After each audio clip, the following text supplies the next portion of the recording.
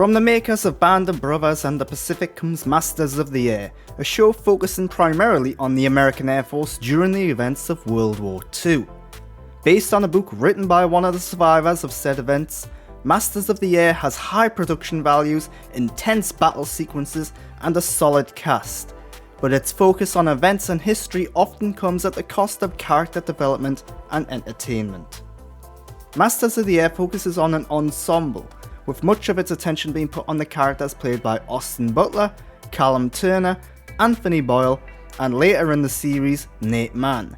The cast does a lot to make their characters likeable and engaging, and there are some smaller parts played by charismatic actors like Barry Keoghan and Ncuti Gatwa that add some flavour into the ensemble.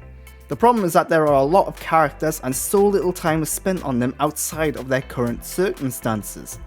With a couple of exceptions, there's little reason to care about any of them, or what happens to any of them, meaning the stakes are limited, and the star power is the primary factor that makes them recognisable.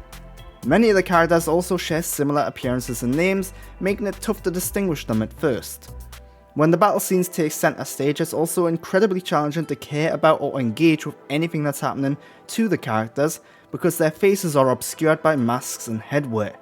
This is of course a necessity of historical accuracy and realism, but it brings up problems with trying to fathom out what's going on and to whom. Those battle scenes are, however, spectacular.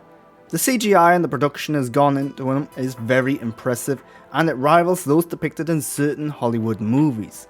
The sound, the visuals, the pacing and the excitement are all conveyed well. It makes the battle scenes a highlight. Sadly, due to the sky and air locations of the battles, many of them are hard to decipher. There's often a lot going on at once with moments of visual overload making the battles incomprehensible. As already mentioned, we see a lot of footage of the pilots inside the aircraft, but it's often tough to figure out who is who. As the 9-episode series progresses, the focus shifts every now and then.